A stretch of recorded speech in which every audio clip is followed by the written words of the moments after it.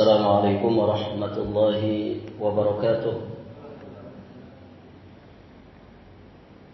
Alhamdulillahi hamdan yaliku bijalalihi wa azim sultanih. Lakal hamdu hatta tarda wa lakal hamdu idza radit wa lakal hamdu ba'da ridha. Asyhadu an la ilaha illallah wahdahu rabbi la syarika lah. وأشهد أن محمدا عبده ورسوله أما بعد اللهم إنا نسألك علما نافعا ونعوذ بك من علم لا ينفع. Para hadirin jamaah salat zuhur rahimani wa rahimakumullah. Alhamdulillah, kita senantiasa bersyukur kepada Allah Subhanahu wa taala. Pada kesempatan ini insyaallah kita akan melanjutkan pembahasan tentang hakadza kana as-salihun, karakteristik orang-orang saleh.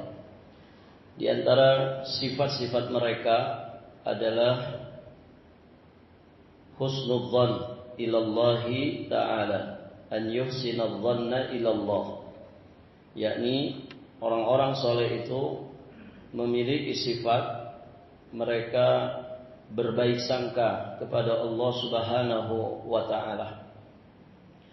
Yang dimaksud husnudzan kepada Allah adalah menyangka apa yang pantas untuk Allah Subhanahu wa taala, meyakini apa yang layak Dia sandang sesuai dengan kemahaagungannya dan sesuai dengan konsekuensi dari keindahan nama-namanya, kesempurnaan sifat-sifatnya, yang kemudian hal ini mampu memberikan pengaruh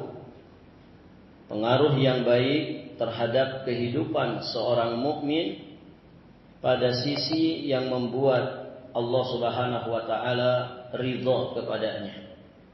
Nah, inilah yang dimaksud dengan husnudzan kepada Allah.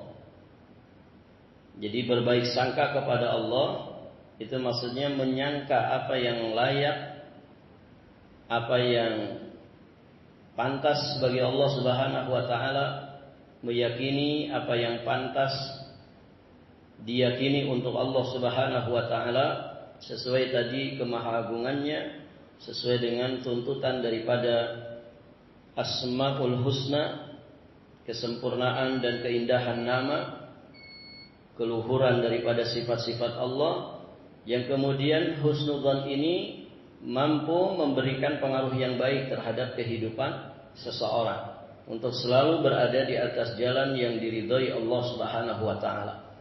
Oleh karenanya sahabat yang mulia Ali bin Abi Thalib radhiyallahu taala anhu, beliau mengatakan, husnudzanni billahi alla tarju illallah.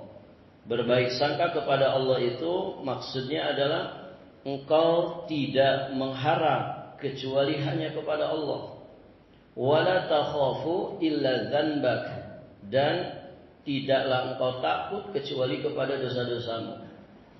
Jadi kalau kita menakutkan dosa berdampak kepada siksa, kemudian berharap pahala hanya dari Allah Subhanahu wa taala, ini sejatinya adalah pertanda bahwa kita berbaik sangka kepada Allah. Jadi kalau orang selalu berbuat baik, istiqamah di atas kebaikan, dan dia mengharap pahala hanya dari sisi Allah, ini sejatinya adalah orang yang berbaik sangka kepada Allah. Demikian pula ketika orang berusaha sekuat tenaga untuk menghindari dosa, ya, dan tidak ada yang menjadikan dirinya takut kecuali dari dosa ini, maka orang yang seperti itu juga sejatinya adalah orang yang berhusnudzan kepada Allah Subhanahu wa taala. Baik para hadirin jamaah yang dirahmati Allah.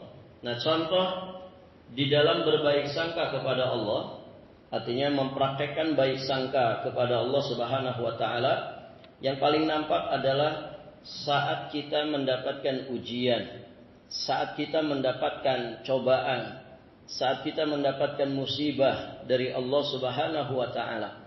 Disinilah para hadirin jamaah yang dirahmati Allah, bagaimana hati kita ini dijaga ya untuk selalu bersabar saat mendapatkan musibah. Ini sedikit kita bahas karena hadirin jamaah yang dirahmati Allah, terlalu banyak informasi yang mungkin datang kepada kita baca, kita dengar, kita saksikan ya tentang akan terjadinya musibah ya di sekitar negeri kita ini. Maka hadirin jamaah yang dirahmati Allah, saat memang nanti terjadi, tentu tidak kita harapkan. Kita berharap kepada Allah yang baik-baik. Kita berharap kepada Allah Subhanahu wa taala negeri kita ya, penduduknya, masyarakatnya dan juga wilayahnya dilindungi dan dijaga oleh Allah Subhanahu wa taala. Itu harapan kita bersama. Namun para hadirin jamaah yang dirahmati Allah, kita tidak pernah tahu apa yang Allah Subhanahu wa taala takdirkan kepada kita. Kalaupun itu terjadi, ya bahkan mungkin di dalam fase-fase kehidupan kita mendapatkan musibah dari sisi manapun, berupa apapun, maka hadirin jamaah yang dirahmati Allah, salah satu di antara bukti kesabaran kita saat kita mendapatkan musibah adalah kita berhusnudzon kepada Allah Subhanahu wa taala, berbaik sangka kepada Allah Subhanahu wa taala. Kita mesti meyakini bahwa apa yang menimpa diri kita, hadirin jamaah yang dirahmati Allah, itu adalah takdir yang sudah Allah Subhanahu wa taala tetapkan bahkan 50.000 tahun sebelum diciptakannya langit dan bumi, itu sudah dituliskan oleh Allah di Lauhul Mahfuz. Ya, ini yang pertama harus diyakini. Makanya seorang mukmin muwahhid, orang yang punya iman, bertauhid kepada Allah Subhanahu wa taala, ketika mendapatkan musibah, dia mengatakan qadarullah wa masya'a fa'al. Ini takdir Allah. Apa yang Allah kehendaki, Allah berbuat sesuai dengan kehendaknya. Atau dia mengatakan qadarallahu wa masya'a fa'ala. Ini sudah ditakdirkan Allah. Apa yang Allah Subhanahu wa taala kehendaki, maka Allah berbuat sesuai dengan kehendaknya. Ini yang pertama. Kemudian berikutnya hadirin jamaah yang dirahmati Allah, saat kita mendapatkan musibah, maka kita bermuhasabah, mengevaluasi, menghitung diri. Ya, karena musibah itu terjadi biasanya karena dosa. Musibah itu terjadi biasanya karena dosa yang dilakukan oleh hamba. Maka seorang mukmin dia muhasabah, mengevaluasi dirinya. Kenapa musibah ini terjadi? Kenapa musibah ini menimpa kita? Untuk selanjutnya hadirin jamaah yang dirahmati Allah, ketika seorang hamba jujur kepada Allah, kemudian kepada dirinya, mengorek-ngorek aib, kekurangan, ya, cacat yang ada pada diri sendiri, pasti dia akan mendapatkannya. Maka untuk selanjutnya dia tentu memiliki dorongan yang kuat untuk memperbaiki dirinya dengan taubatan nasuha. Ya, barulah setelah itu kemudian dia berharap pahala di sisi Allah Subhanahu wa taala atas dosa, atas musibah yang menimpa dirinya itu. Allahumma ajurni fi musibati wa akhlif li khairan minha. Ya Allah, ya Allah, ujurni fi musibati. Ya, berikanlah pahala, balasan terbaik atas musibah yang menimpaku ini, kemudian gantilah dia dengan yang lebih baik darinya. Dan tentu yang lebih utama dari itu semua adalah dia mengambil ibrah dari musibah yang menimpanya. Nah, ini tahapan-tahapan saat orang itu mendapatkan ujian, saat orang itu mendapatkan musibah.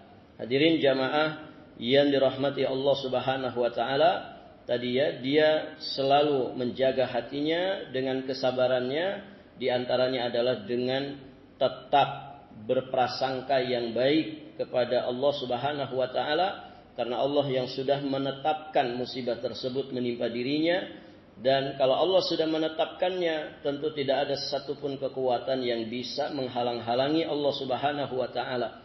Dan tentu dengan tahapan-tahapan berikutnya, yang semua itu sejatinya merupakan proses yang membuktikan kebenaran kesabarannya, kebenaran, ketabahannya di dalam menghadapi musibah. Karena sejatinya hadirin jamaah yang dirahmati Allah, ujian, ya, cobaan, musibah dalam kehidupan itu bagi ahli tauhid dia merupakan obat, ya, merupakan obat. Obat itu tentu bermanfaat walaupun dia pahit. Insyaallah nanti kita lanjutkan. Azan dulu, silakan.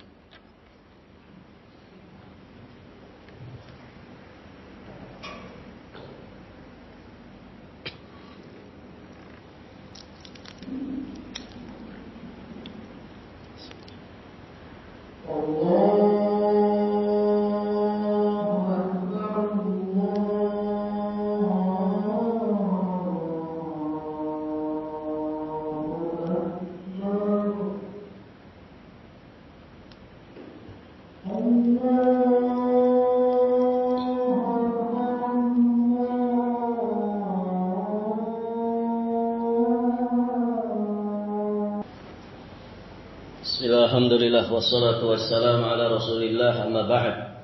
Hadirin jamaah rahimani wa rahimakumullah.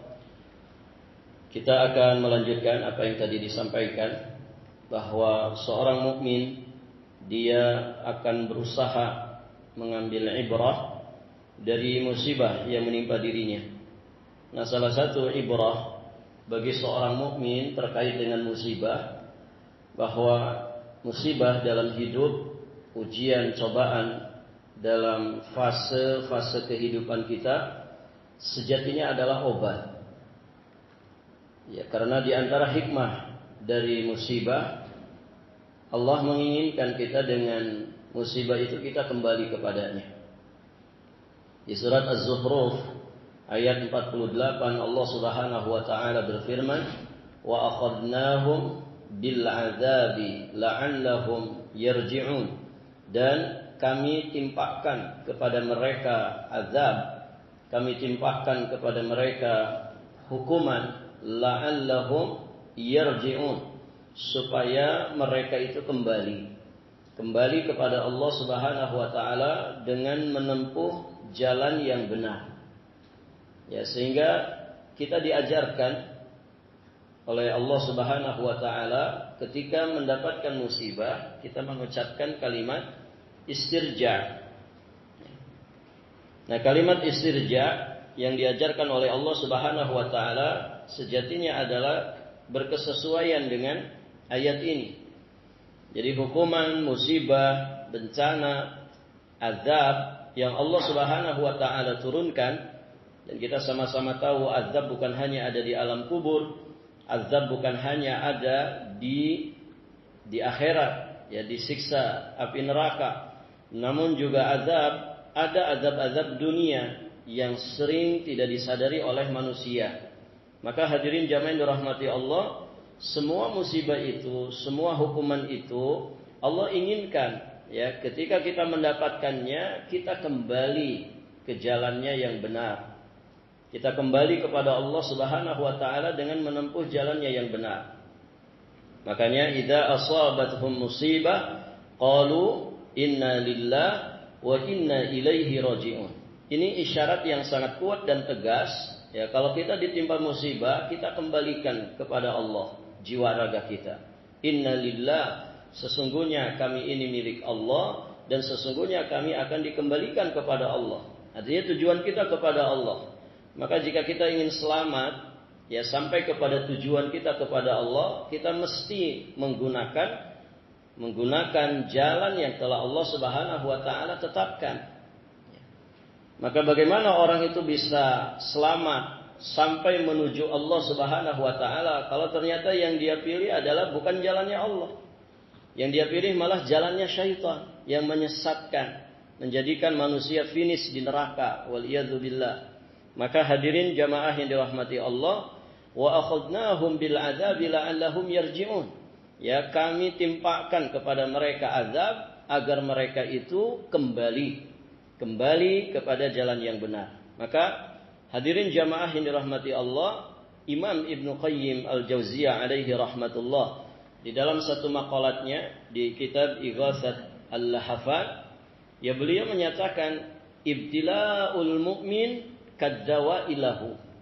Ibtila'ul mu'min kaddawa ilahu. Ujian bagi orang-orang beriman, ujian yang menimpa orang-orang beriman itu kaddawa ilahu. Dia ibaratkan obat. Ibaratkan obat bagi dirinya. Obat itu hadirin jamaah yang dirahmati Allah, ya rata-rata namanya obat itu pahit. Begitu kan? Obat itu pahit.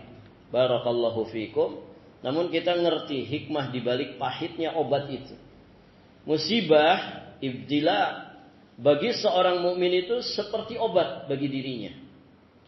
Yastakhriju minhul adwa allati law baqiyat fihi ahlakathu. Kemampuan obat ini, hadirin jamaah yang dirahmati Allah, itu bisa mengeluarkan penyakit-penyakit yang ada di dalam dirinya. Fungsi daripada obat ini adalah menyembuhkan, mengeluarkan penyakit-penyakit yang ada di dalam dirinya. Yang kata beliau, lau baqiyat fihi ahlakathu. Kalau seandainya penyakit-penyakit ini ada pada dirinya, tidak dikeluarkan, tidak disembuhkan, tidak ditangani, maka bisa mencelakakan dirinya, membinasakan dirinya. Au naqasat thawabuhu. Atau setidak-tidaknya hadirin jamaah yang dirahmati Allah, kalau penyakit-penyakit jiwa ini ada pada dirinya, akan berkurang pahalanya. Wa anzalat darajatahu, atau bahkan menurunkan derajatnya. Fayastakhriju al-ibtila wal imtihan minhu tilkal adwa. Maka ujian dan cobaan kedudukannya juga sama seperti obat. Dia berfungsi untuk mengusir penyakit-penyakit tersebut. Bahkan hadirin jamaah yang dirahmati Allah, mempersiapkan dirinya untuk mendapatkan pahala yang sempurna. Ya, karena kalau orang beriman, dia sikapi ujian itu dengan sabar. Sabar itu pahalanya tanpa batas. Ya, pahalanya disempurnakan oleh Allah Subhanahu wa taala. Bahkan hadirin jamaah yang dirahmati Allah, wa uluwil manzilah, ya. Allah mempersiapkan dengan musibah tersebut tingginya derajat di sisinya. Jadi hadirin jamaah yang dirahmati Allah, ujian, cobaan, musibah dalam perjalanan kehidupan yang kita jalani bagi seorang mukmin sejatinya dia adalah obat yang bisa menghilangkan penyakit-penyakit yang ada di dalam jiwa kita. Tentu disebut penyakit menunjukkan bahwa hal itu adalah keburukan. Karena manusia selalu ada potensi buruk di dalam dirinya. Ya. Kalau orang itu jasmaninya bisa sakit, maka sejatinya rohani atau hatinya pun bisa mengidap penyakit. Penyakit jasmani ya banyak dokternya. Penyakit jasmani ya mudah obatnya. Penyakit jasmani juga ya mudah untuk kemudian cepat disadari oleh siapapun yang mengidapnya. Yang jadi masalah adalah penyakit hati. Ya sudah mah dokternya sedikit, hadirin jamaah yang dirahmati Allah, kemudian penyakit hati juga seringkali tidak disadari oleh para pengidapnya dan itu tentu sangat membahayakan. Ya. Oleh karenanya banyak mungkin yang ya dia itu sebetulnya hatinya sudah berpenyakit, sudah stadium 6 mungkin begitu ya. Yang sebentar lagi akan binasa, namun anteng-anteng saja hidupnya. Ya dia tidak merasa bahwa hatinya itu sedang sakit. Wal iyadzubillah. Maka musibah itu bisa menjadi terapi bagi dirinya. Ya. Sehingga para ulama menjelaskan, hadirin jamaah yang dirahmati Allah, di antara penyakit-penyakit hati yang bisa disembuhkan dengan musibah, yang bisa disembuhkan dengan ujian, tentu dengan izin Allah Subhanahu wa taala, di antaranya adalah kibr, ya.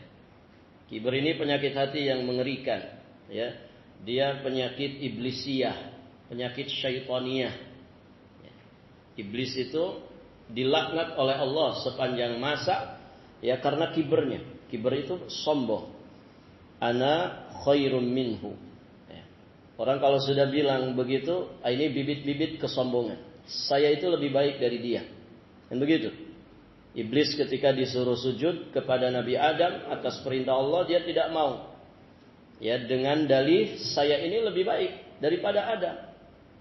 Ya, kalau orang merasa lebih baik dari siapapun, ini hati-hati. Jika kebablasan, ini akan mengakibatkan orang itu kiber, merasa lebih berharta, merasa lebih berilmu, ya merasa lebih berkuasa, merasa lebih berpangkat, merasa lebih berjabatan, merasa lebih senior, pokoknya merasa lebih dari siapapun.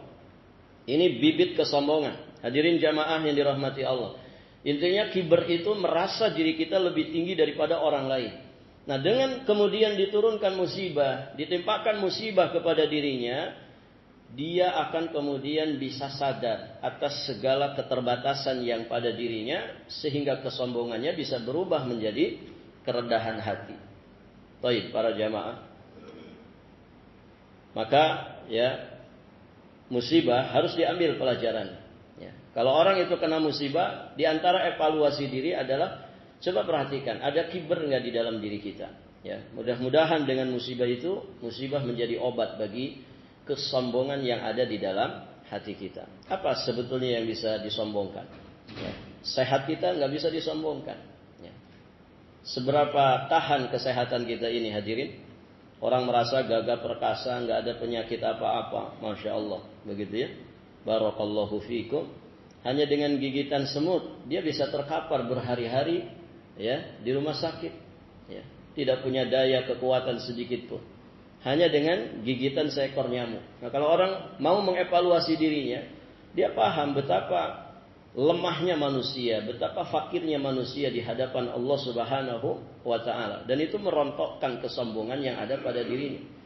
Ya, sombong dengan kekuasaan. Berapa lama kita itu berkuasa, gitu ya? Berapa lama? Mungkin 2 periode, kan begitu. Nggak bisa 3 periode, gitu ya. 10 tahun. Nanti suatu saat nanti akan lengser, selesai. Kita punya pangkat jabatan di perusahaan, berapa lama? Sebentar saja. Gitu ya. Kalau besok mati selesai, berarti kan pangkat jabatan kita. Punya harta banyak, apa yang disombongkan? Ya. Kalau besok lusa mati, harta kita nggak akan dibawa. Jadi hadirin jamaah yang dirahmati Allah, musibah itu bisa menyadarkan kita, ya, dari kesombongan. Kemudian yang berikutnya, ya, di antara penyakit hati yang bisa terobati ya dengan musibah yang menimpa diri kita adalah ghaflah. Ini juga harus menjadi evaluasi saat kita tertimpa musibah. Ya, ghaflah itu kelalaian. Ya, kelalaian yang paling mengerikan adalah lalai dari tujuan hidup. Lalai dari tujuan hidup.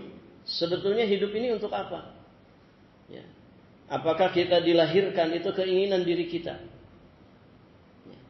Apakah kita dilahirkan keinginan bapak ibu kita? Apakah bapak ibu kita sebelumnya mengharapkan kita? Ataukah ada hikmah yang besar di balik itu semua? Apa yang Allah inginkan sebagai pencipta kita di saat kita lahir ke alam dunia ini? Ternyata kita disuruh ibadah. Wa ma khalaqtul jinna wal insa illa liya'budun. Nah, banyak orang yang sudah kemudian meleset dari tujuan utama hidupnya, lalai dari tujuan utama hidupnya. Dia lupa tentang kewajiban-kewajibannya kepada Allah Subhanahu wa taala. Dia lupa esok lusa dia akan meninggalkan alam dunia yang fana ini.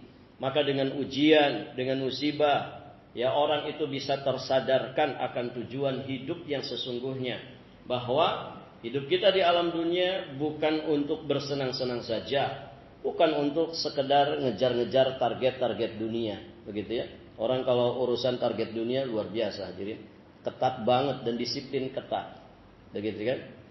Ya, cicilan tahun ini pokoknya harus selesai sampai dipajang di dinding, begitu kan? Target dunia. Ya, nanti saya naik pangkat, ya, nanti saya naik jabatan, karir saya harus seperti ini. Tahun 2000 sekian saya harus begini, ya. 5 tahun ke depan saya harus jadi wali kota, begitu kan? Atau apapun itu ya target orang. Ada yang mungkin mentargetkan diri jadi presiden, begitu kan?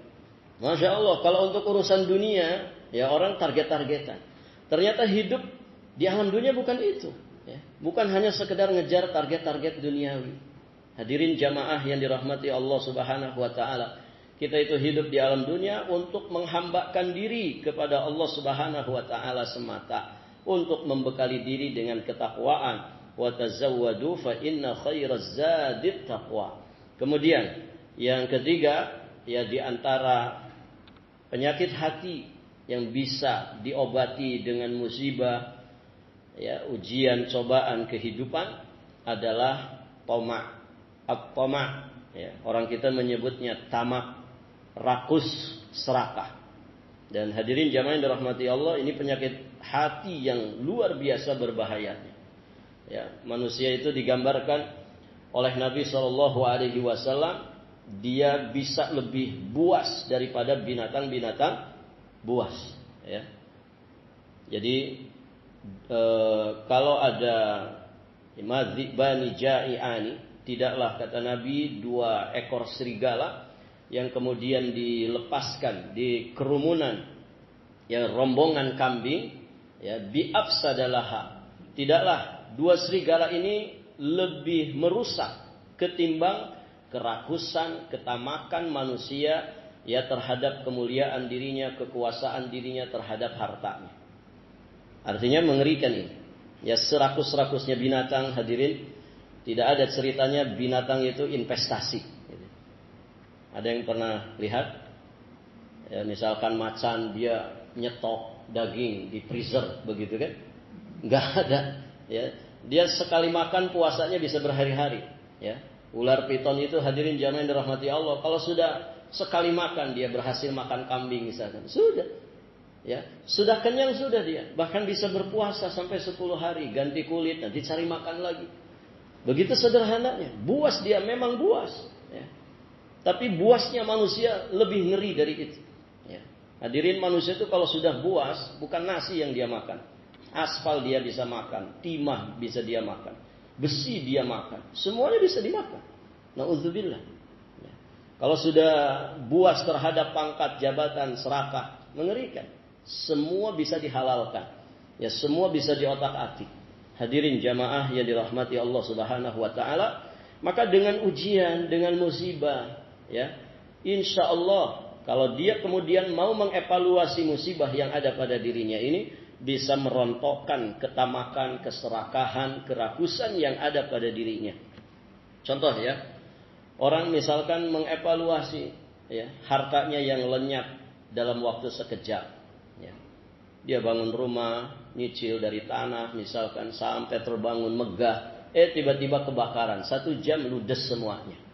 Hadirin jamaah yang dirahmati Allah, belum lagi berkas-berkas yang ada di dalamnya, harta yang ada di dalamnya. Kalau dia mau mengevaluasi, maka luar biasa, hadirin jamaah yang dirahmati Allah, dia akan sadar bahwa ternyata dunia itu sementara saja. Dunia itu sementara. Apa yang ada pada dirinya sangatlah terbatas. Sehingga akhirnya muncul kesadaran untuk dia tidak berlebih-lebihan, ya, tidak memiliki keterikatan yang berlebih-lebihan terhadap harta. Ya. Justru sebaliknya, ya, ternyata itu hanya titipan dari Allah Subhanahu wa taala. Ya. Dia tidak akan lagi tamak, tidak akan lagi rakus, tidak akan lagi serakah.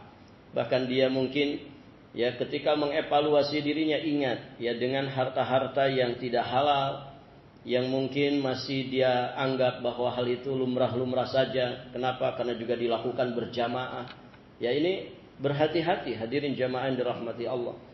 Akhirnya dia pun ingat, kalaupun ada yang halal, ternyata dia tidak keluarkan zakatnya. Ternyata dia lalai dari berinfak, bersedekah.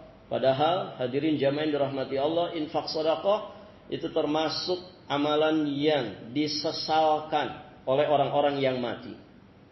Ketika mereka mati, mereka meminta kepada Allah, ditangguhkan barang sesaat, ya, untuk mereka hidup lagi ke alam dunia. Apa yang mereka inginkan?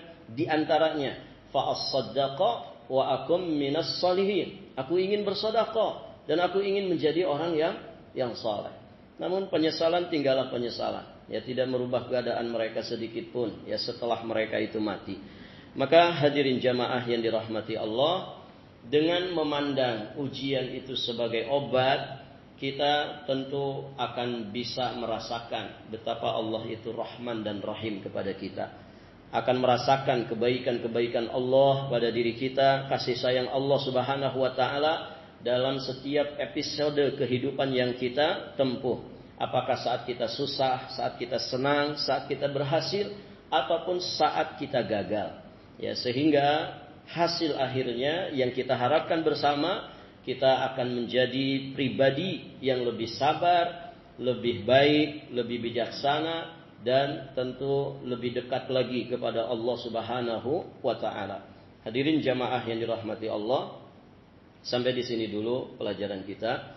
Masih banyak ya poin-poin terkait dengan husnudzon kepada Allah Subhanahu wa taala. Dan ini ya termasuk pembahasan yang penting karena di antara penyakit manusia, hadirin jamaah yang dirahmati Allah, adalah suudzon kepada Allah Subhanahu wa taala. Kalau suudzon kepada sesama manusia saja ini termasuk dosa. Begitu ya. Dan menyempitkan dada. Orang suudzon itu biasanya susah bahagia. Ya. Baik, para hadirin jamaah yang dirahmati Allah. Maka bagaimana lagi kalau kita suudzon kepada Allah Azza wa Jalla? Bagaimana seorang hamba bisa suudzon kepada Allah? Nah, sejatinya orang-orang yang menyimpang dari jalan Allah yang lurus, gitu ya, dengan dia meninggalkan yang wajib, melakukan yang haram, berbuat dosa dan maksiat, itu sebetulnya adalah gambaran bahwa orang-orang ini orang-orang yang suudzon kepada Allah. Disangkanya kalau kita taat beragama itu nggak bisa bahagia. Ya, disangkanya kalau kita itu belajar agama tidak bisa merdeka, tidak bisa bebas di dalam menjalani kehidupan. Karena sebagian orang begitu. Ya, dan itu terang-terangan. Gitu. Misal saya nggak mau banyak belajar agama. Kenapa? Nantinya tahu banyak yang haram. Ya. Kalau tahu banyak yang haram, dalihnya apa? Ya, lebih baik saya tidak mengetahui ketika terjatuh ke dalam satu perbuatan dosa daripada saya sudah tahu ilmunya kemudian tetap melakukan dosa. Nah, ini salah paham. Hadirin jamaah yang dirahmati Allah. Ingat ya, kewajiban kita itu bukan hanya beramal soleh. Kewajiban kita diantaranya juga adalah menuntut ilmu agama. Ya, menuntut ilmu agama, mengamalkan ilmu agama, kemudian mendakwahkan ilmu dan amal, kemudian bersabar. Bersabar saat belajar agama, belajar saat mengamalkan ilmu agama, kemudian bersabar saat menuntut ilmu, saat mengamalkan dan mendakwahkan ya agama ini. Nah, hadirin, kalau ada orang kemudian tidak mengamalkan ilmu, ya, yang satu tidak mengamalkan ilmu, tidak menuntut ilmu juga, begitu ya. Berarti ada dua kewajiban yang dia tinggalkan. Nah, kalau ada orang dia belajar agama sampai tahu halal dan haram, ternyata dia tidak praktekkan itu ilmu. Dia ngerti halal haram, tapi ternyata yang halal dia malah tinggalkan, yang haram malah dikerjakan. Maka dia meninggalkan satu kewajiban mengamalkan ilmunya. Mana yang lebih parah? Yang meninggalkan dua, meninggalkan satu. Jelas yang meninggalkan dua. Walaupun hadirin jamaah yang dirahmati Allah, orang yang tidak mengamalkan ilmunya yang sudah dia pelajari, jelas gede ini azabnya. Ya, bahkan dia akan disungkurkan oleh Allah, dimasukkan pertama kali ke dalam neraka. Kemudian hadirin jamaah yang dirahmati Allah, dia akan mengitari ya satu raha, ya alat penggilingan, ya dalam keadaan isi perutnya terburai. Orang-orang akan berkumpul kepadanya kemudian bertanya, bukankah dulu engkau yang memerintahkan kami kepada yang ma'ruf? Kata orang itu, benar. Dulu aku yang mengajak kalian kepada yang ma'ruf, tapi aku orang pertama yang meninggalkan ma'ruf itu. Bukankah engkau dulu yang suka mencegah kami dari kemungkaran? Kata orang itu, iya. Namun aku cegah kalian dari kemungkaran, tapi aku menjadi orang pertama yang melakukan kemungkaran itu. Ini jelas azabnya. Ya, dosa yang begitu besar bagi orang yang tidak mengamalkan ilmu. Maka kebayang lagi bagaimana orang yang kemudian tidak menuntut ilmu agama juga tidak mengamalkan agama. Ya.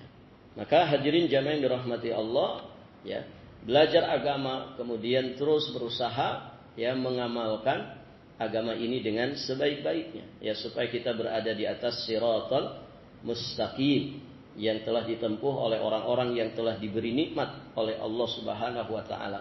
Karena kalau kita menempuh satu, meninggalkan yang satu, atau bahkan meninggalkan dua-duanya, kita akan menjadi orang yang maghdub, atau kita akan menjadi orang yang dhalim, orang yang dimurkai atau orang yang tersesat. Wal iyadzu billah. Baik, hadirin jamaah yang dirahmati Allah, sampai di sini dulu pelajaran kita. Insyaallah taala nanti kita lanjutkan di kesempatan berikutnya biidznillah taala. Masih ada waktu? Kalau masih ada waktu, jika ada pertanyaan silahkan.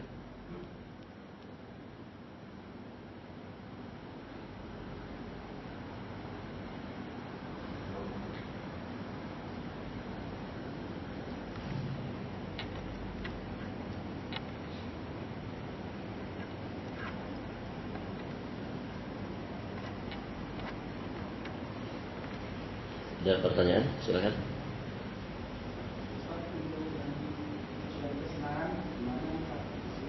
Ya. Barakallahu fikum. Ujian itu banyak ya. Disimpulkan oleh para ulama 3. Yang pertama al-awamir wan nawahi. Ujian itu berupa perintah dan larangan. Itu ujian. Dan ini sifatnya selalu melekat pada diri kita. Dari seujung rambut sampai seujung kaki, apapun keadaan kita, perintah dan larangan itu selalu melekat. Itu ujian. Kunci jawabannya adalah taat. Taat itu mencocoki perintah. Perintahnya apa? Kalau perintah kan ada yang wajib, ada yang sunnah. Maka mentaati perintah dengan cara dikerjakan semaksimal mungkin. Kemudian mentaati larangan dengan cara ditinggalkan. Jadi soal ujian berupa perintah dan larangan itu kunci jawabannya adalah taat, ketaatan. Kemudian yang kedua, kesimpulan yang kedua, ujian itu juga berupa sesuatu yang tidak menyenangkan dalam hidup ini. Dan inilah kalimat ujian ketika dimutlakkan. Ujian, cobaan kalau dimutlakkan begitu saja biasanya tertuju kepada ini. Ujian-ujian yang tidak menyenangkan. Musibah, malapetaka, bencana, kehilangan harta dan lain sebagainya. Nah, soal dari ujian ini kunci jawabannya jelas ya, sabar. Kemudian ada ujian juga berupa kenikmatan. Segala sesuatu yang serba enak dalam hidup kita. Ya. Apa yang enak-enak dalam hidup? Ya banyak. Kalau dirincikan banyak sekali. Barakallahu fiikum. Baik, para jamaah. Nah, ini kunci jawabannya apa? Syukur. Kunci jawabannya syukur. Jadi orang yang taat, orang yang sabar, orang yang bersyukur kepada Allah Subhanahu wa taala, maka mereka ini sejatinya orang-orang yang lulus dari ujian Allah Subhanahu wa taala. Baik. Mending diuji dengan yang mana, Pak? Mending diuji dengan ujian yang mana? Tidak bisa milih-milih. Tidak bisa milih-milih. Soalnya 3 ujian ini selalu menyertai semua fase kehidupan kita. Ya. Dalam bahasa lain kata para ulama, laisa fid dunya ladzah kamilah. Di dunia ini tidak ada namanya kelezatan sempurna. Nggak ada. Berarti kesengsaraan sempurna juga tidak ada. Maksudnya apa? Susahnya kita itu selalu dibarengi dengan kemudahan. Mudahnya kita juga selalu dibarengi dengan kesusahan. Bapak-bapak di sini pernah healing nggak, Pak? Pernah lah pasti ya. Bahkan sudah merencanakan nanti akhir tahun healing lagi, gitu kan? Barakallahu fiikum. Masing-masing kita pasti pernah healing. Coba, apakah healing kita sempurna, total 100% healing? Jawab jujur, Pak. Atau selalu dibarengi dengan kesusahan? Susah, bikin kanker, gitu. Kantong kering maksudnya, gitu. Kan ada budget yang dikeluarkan. Ya. Taib, apalagi capek. Orang healing, ada yang mungkin lintas pulau, gitu ya, lintas negara, capek para hadirin. Naik gunung healing, capek. Ke pantai, capek. Belum lagi kadang hambatan-hambatan di jalan. Ada orang misalkan healing, begitu ya, sama suami istri. Di jalan tuh debat aja kerjaan. Iya kan? Bisa debat terus itu. Kata istrinya, saya pengen ke sini dulu. Kata suaminya, enggak, ke sini dulu. Debat. Ya. Artinya healingnya dibarengi dengan rungsing. Jadi enggak ada ladzah kamilah. Tidak ada kelezatan sempurna di muka bumi ini. Yang ada hanya di surga nanti. Kesengsaraan yang sempurna itu hanya ada di neraka. Begitu para hadirin jamaah yang dirahmati Allah. Artinya apa di sini? Ya, orang itu kalau belajar agama, dia mengerti bagaimana cara bersikap. Ya, sehingga kalau dia mendapatkan nikmat tidak kebablasan, tidak kufur nikmat. Kalaupun dia mendapatkan yang susah-susah, tidak frustasi. Ya, mendapatkan yang susah-susah, dia tidak putus asa dari rahmat Allah. Kalaupun bahkan dia terperosok ke dalam kesalahan dan dosa, ya dia tidak putus asa dari rahmat Allah. Dia segera bangkit untuk bertaubat kepada Allah Subhanahu wa ta'ala. Begitu. Jadi hadirin jamaah yang dirahmati Allah, ya tidak bisa memilih begitu ya. Ujian ini selalu menyertai kita. Yang penting kunci jawabannya kita miliki, kemudian kita praktekkan, kita dalami, dan terus kita praktekkan dengan sebaik-baiknya. Supaya soal ujian yang manapun, kita bisa lulus dari semua soal ujian tersebut. Barakallahu fikum. Ya, kalau nurutin hawa nafsu, ya manusia itu pasti senangnya yang enak-enak saja, begitu. Ada pertanyaan gini, terakhir. Kalau ada pilihan, kita mati sore hari nanti dapat surga, atau 10 tahun lagi nanti dapat surga. Matinya 10 tahun ke depan, tapi sama-sama dapat surga. Milih mana, Pak? Ayo jawab. Ini sore ini kita mati dapat surga, atau masih 10 tahun lagi sama-sama dapat surga. Milih mana? 10 tahun lagi tapi dapat surga. Gitu ya. Kalau dibalik pertanyaan, mending sore ini dapat 100 juta atau 10 tahun ke depan dapat 100 juta? Yang mana ini? Sore ini dapat 100 juta. Itulah tanda bahwa kita ini memang cinta dunia, begitu ya. Senangnya yang enak-enak, begitu kan? Barakallahu fiikum. Ya, hadirin jamaah yang dirahmati Allah. Ya, kalau nurutin hawa nafsu, ya semua orang pengen diujinya dengan ujian yang enak-enak saja gitu ya, supaya kita juga bisa bersyukur terus. Tapi kan pada faktanya nggak begitu. Dan ternyata bagi orang Islam, bagi orang yang bertauhid, punya akidah, itu semua mengandung hikmah. Toh juga syukur itu ibadah yang mulia, sabarnya juga ibadah yang mulia. Bahkan taubat dari kesalahan dan dosa juga ibadah yang agung.